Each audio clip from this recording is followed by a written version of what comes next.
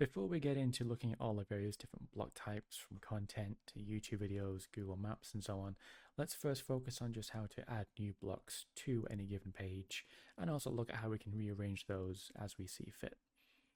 So currently on this page we have, whilst in edit mode, a content block at the top, and just beneath that we have an instance of the page list in a different block, a different area further down called full width. So let's say I want to add a video block after this piece of content in the main area. So let's remind ourselves of two keywords here in the CMS, those being blocks and areas. Blocks are different types of content you can edit and move around, such as this content block and this list block, for example. And areas are the sections of the page you can put those blocks into. So for example, there's this area called main, and further down there's this other one called full width, for example. Let's now, knowing that, move on to putting a block into this area beneath this text. So again, I'll have a go at putting a video in. So we'll press the add content button to look at the library of block types we can use. And we can either browse all of these manually, or we can search specifically for the one we want. So we want some kind of video block. So we have a video embed block here. We can drag and drop. So when we're dragging these into areas, if an area already has something in it, such as this main one already having a content block, you'll see these slots above and below that space that you can put the block into. So in my case, I want to make a video block just beneath the content that's already there. So we'll let go down here when it turns green. And then depending on the kind of block you used, you'd get that block's appropriate interface. I happen to use a video block, so I get the video embeds interface. So I'll just give that a YouTube video address I got elsewhere, and I'll leave all the other settings as default, and then we'll add that in. And maybe this is the case on your site as well. Video blocks won't run the video directly in edit mode, but we can always save our changes before publishing to preview how all this looks when it's all finished. So with that, that's placing any kind of block into an area as is. Next, let's talk about moving them. So let's say I've changed my mind and want to move the block to be above all of this text.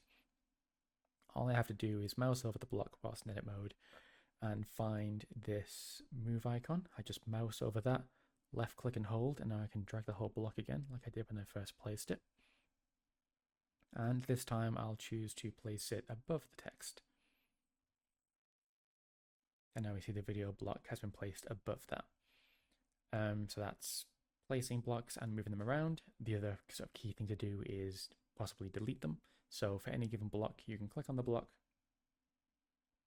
and choose delete, and then from there you'd confirm via a final check to do so.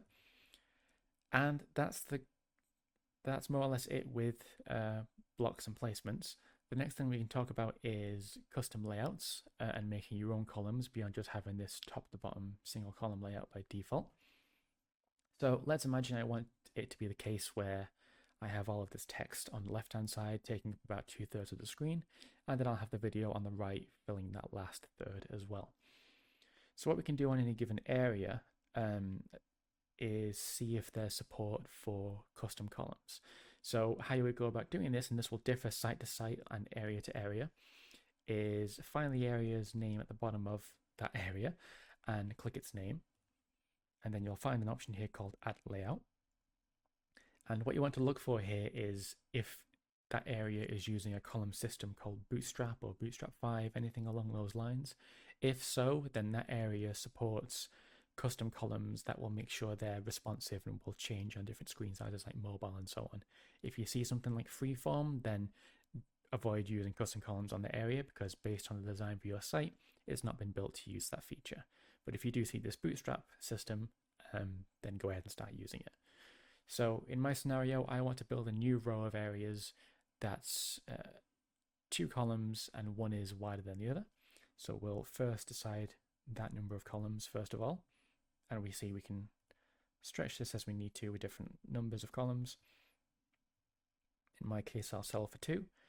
And then we use these pins or these green squares to move these columns to predefined column sizes. So I'll use this to move this side column to about this size. maybe a bit bigger. And then the left column, I intend to put text in. I'll drag that out as far as it can go, fill that space. And then from there, we can press Add Layout.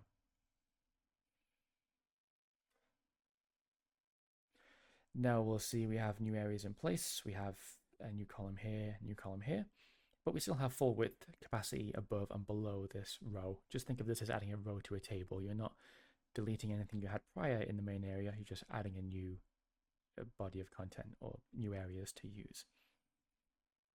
So with that, let's move our existing blocks from the full space above into these new columns we've just made. And we'll say our text content is going in the left-hand side and our video block is going in the right. So we can see that's now rearranged. If we want to update this row, maybe the size is not quite how we like it, we can click on the name of that column, choose Edit the Layout, and then we can resize what we have. It's worth noting that once you've made a row of columns, you can't change the number of columns after the fact, but you can, of course, resize the ones you have.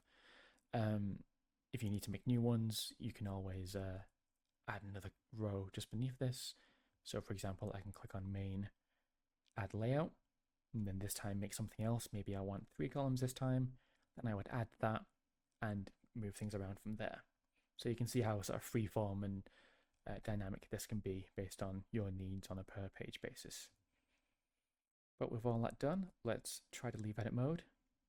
See a change has been detected, so we'll save first just to see that video is working right outside of edit mode.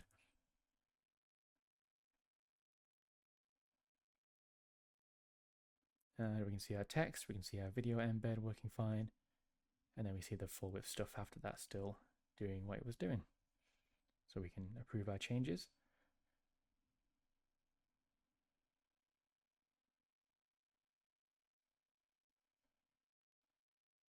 And now our new column system has been pushed live to this new version of the page.